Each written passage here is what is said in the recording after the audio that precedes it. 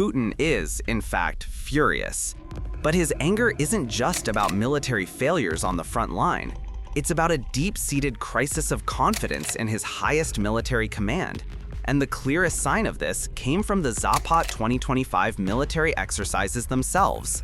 The biggest story of the drills was not what was shown, but what was conspicuously absent. General Gerasimov, the chief of the General Staff. This is not a simple scheduling conflict. It is a public humiliation and a direct signal of a coming purge in the highest echelons of the Russian military. In a totalitarian system, who stands next to the dictator is never an accident. It's a key indicator of power, influence, and political standing. The absence of a key figure from a major public event, especially one personally attended by Vladimir Putin, is a Soviet-era tell, a clear sign that a person has fallen out of favor. And for Gerasimov, this is a monumental red flag. Putin arrived at the exercises in military uniform, but by his side were not the old guard he has relied on for so long. Instead, he was accompanied by the new defense minister, Belousov, deputy defense minister Yevkurov, and his assistant Dumin. The man who walked him through the exhibits and stood closest to him was General Andrei Mordvichev, a man who is being openly touted in Z channels and state media as Gerasimov's replacement. This isn't just a break from a long-standing tradition, it's a complete betrayal of it. Since his appointment as chief of the General Staff in 2012, Gerasimov has been a fixture at every major military exercise. He was there for ZAPAD in 2013, 2017, and 2021, always standing right next to Putin and then Defense Minister Shoigu. His presence was not just ceremonial, it was a testament to his power and his role as the chief architect of Russia's military. For him to be absent from ZAPAD 2025, which he would have overseen, is a clear and undeniable sign that his time is up. Kremlin journalists noted that they were looking for him and couldn't find him, and that Putin went out of his way to have a separate, lengthy conversation with both Dumin and Mordvichev, suggesting that a new power dynamic is already in play. The official explanation for Gerasimov's absence, that he was busy coordinating the special military operation, is a complete joke. The chief of the General Staff has always been able to coordinate both a war and a major military exercise. This is a flimsy excuse meant to mask the reality of his political demise. His last public embarrassment, where he claimed to have captured half of Kupiansk in a briefing to Putin, a claim that was immediately and publicly debunked, likely sealed his fate. It's a testament to the brutal, unforgiving nature of this system. He has been outmaneuvered, outsmarted, and is now, in all likelihood, facing a grim future. The only question that remains is not whether he will be removed from his post, but whether he will be imprisoned like so many of his predecessors. The shadows of the Kremlin have once again claimed one of its own. Gerasimov's fall is a symbolic moment, a signal that the failures of the past 3 years are now being laid at the feet of the old military command. This doesn't mean that his replacement will be any better, but it does show a system that is in a state of chaos, a system that is turning on itself in a desperate attempt to find a scapegoat for its failures. The disappearance of Gerasimov is not a victory for Russia. It's a sign of a regime that is eating its own, and the ZAPAD 2025 exercises were its public declaration. The days of the old guard are over, and the new ones coming in are even more unpredictable and dangerous. We've seen the political drama unfolding with Gerasimov, but the true tragedy of the ZAPAD 2025 exercises was the tactical farce that played out on the ground. This wasn't a demonstration of modern military might. It was a bizarre and dangerous performance of outdated doctrine, a spectacle that was openly mocked by even the most die-hard Russian Z-bloggers. This isn't a failure of execution, it's a failure of learning. A military trapped in the past while its soldiers are being killed by the weapons of the future. The most glaring and, frankly, suicidal example was the use of unguided bombs. We saw Russian T-22M3 bombers flying at 1,000 meters, dropping free-falling bombs on a mock enemy. To anyone who has been watching the war in Ukraine, this is a tactic straight out of a suicide manual. As Russian Z-bloggers themselves pointed out, using unguided bombs in a modern conflict turns an expensive aircraft into a slow, easy target for even the most basic man-portable air defense systems, manpads. The Russian military had ample evidence of this in the first months of the war, where these planes were shot down with ease. The so-called lessons learned from that war were clearly not applied here. The ZAPAD-bloggers' scathing sarcasm summed it up perfectly. These bombs are so inaccurate that they will land wherever the enemy's headquarters are, a joke that highlights the pathetic reality of this performance. They are essentially throwing buckets with fins, and the pilots are risking their lives for a chance at a random hit. This is a level of tactical incompetence that is difficult to comprehend. But the unguided bombs were just the beginning. The exercises also featured a display of airborne paratrooper drops from Il-76 transport aircraft. This is a tactic that was revolutionary in the mid-20th century, but in the era of cheap, effective FPV drones and other short-range air defense, it is completely indefensible. As a Russian paratrooper, a veteran of the war in Ukraine, wrote in a Z channel, this tactic is only useful for fighting Indians in Africa or Mexico. It's a blunt but accurate assessment. A modern FPV drone, which can be purchased for a few $100s, can easily ascend to the altitude of a paradropping paratrooper and turn a landing zone into an absolute massacre. The paratrooper also pointed out the absurdity of the logistical nightmare. The fuel for the planes, the parachutes, the supplies, all for a tactic that is completely useless against a modern foe. The entire display was a fantasy, a recreation of a war that no longer exists, and the soldiers who have fought and bled on the front lines know it. This is not just a tactical blunder, it's a systemic failure of learning. It shows a profound and dangerous disconnect between the generals who are planning these drills and the soldiers who are fighting and dying on the front lines. The generals are still operating under the assumption of a conventional Cold War-era conflict, while the soldiers on the front lines are fighting a modern asymmetric war of drones and real-time intelligence. The exercises were a mirror of the military's inability to adapt, a showcase of a command structure that is more interested in following old, tired protocols than in learning from its own catastrophic failures. The ZAPAD-2025 drills were a theater of denial, a desperate attempt to put on a show of force for foreign observers and for a dictator who is clearly losing his grip. We have just witnessed the political intrigues and the tactical fiascos of the ZAPAD-2025 exercises. But the most revealing and damning element of the entire spectacle was the stunning and grotesque chasm between what Russia showed the world and what its army actually uses on the front lines.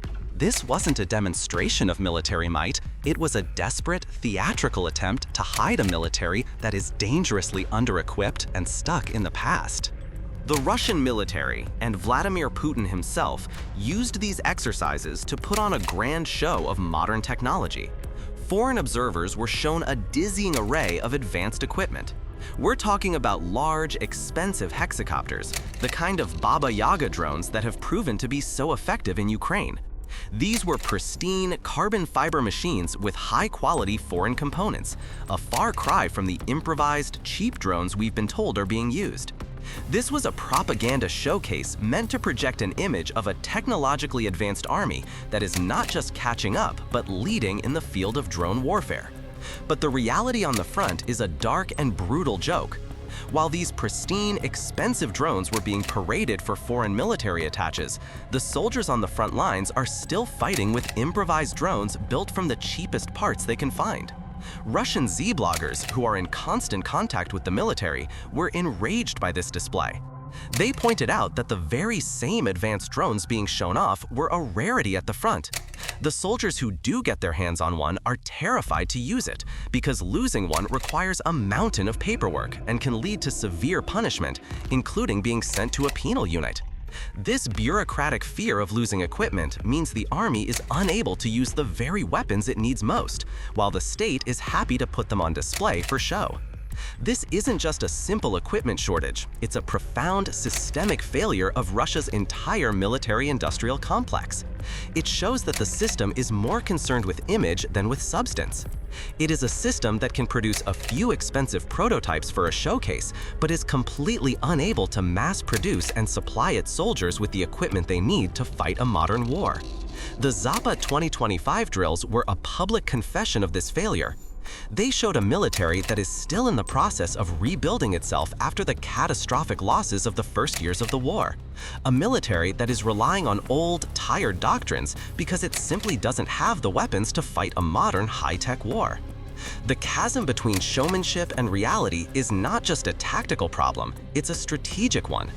It proves that Russia is not building a new, effective military, but is still relying on a facade of strength. The exercises did not show a new Russian army. They showed a hollowed-out one that is more concerned with theatricals than with victory. This is a system in denial, and the ZAPAD-2025 drills were its public confession. The generals are still fighting a war that exists only in their imagination, while the soldiers on the front lines are fighting a modern war with the most basic equipment. This profound disconnect between reality and perception is the single greatest weakness in the Russian military, and it's a weakness that will, in all likelihood, lead to its ultimate downfall. We've seen the political intrigue and the tactical farce, but the ZAPAD 2025 exercises save their most spectacular blunder for last. In a move that shocked the world and enraged even the most loyal Russian Z-bloggers, Russia and Belarus invited military observers from the United States and other NATO countries to watch the drills up close.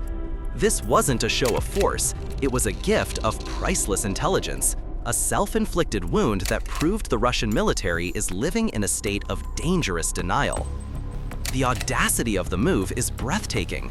Military attaches from over 20 nations, including the US, Turkey, and Hungary, were given front-row seats to a demonstration of Russia's military might. The Belarusian Minister of Defense personally welcomed the American delegation, boasting that they would show them everything that interests them. This is an incredible and deeply cynical move. A military exercise, even a flawed one, is a goldmine for intelligence. It reveals a country's operational doctrine, its command and control structure, the effectiveness of its weapon systems, and its overall state of readiness. To hand this information over on a silver platter to your geopolitical rivals is not just a diplomatic gaffe, it's a monumental intelligence failure. The reaction from Russian Z-bloggers was one of pure, unadulterated fury. They saw it for what it was, a betrayal. One prominent Z channel wrote, "Why did Belarus invite the Americans to a joint exercise with Russia? Because of a Vienna document from 2011? Russia left that document after the SMO began. Our reliable ally just gave everything away."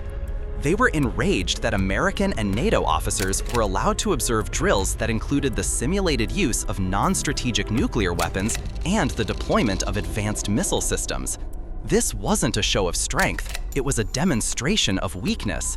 The Z-bloggers knew that the observers weren't seeing a powerful, modernized army. They were seeing a military that is stuck in the past, a military that uses outdated tactics and operates under a cloud of systemic incompetence. This wasn't just a betrayal of Russia's allies, it was a betrayal of the Russian soldier. While the generals were putting on a show for foreign observers, they were demonstrating tactics that would be suicidal on the modern battlefield. The very same Z-bloggers who were enraged by the invitation to NATO observers were also furious that the drills were showing off modern equipment, like large drones, that are desperately needed on the front lines but are being hoarded for a public relations spectacle. This creates a deep and dangerous divide between the propaganda and the reality, a divide that the soldiers on the front lines are paying for with their lives.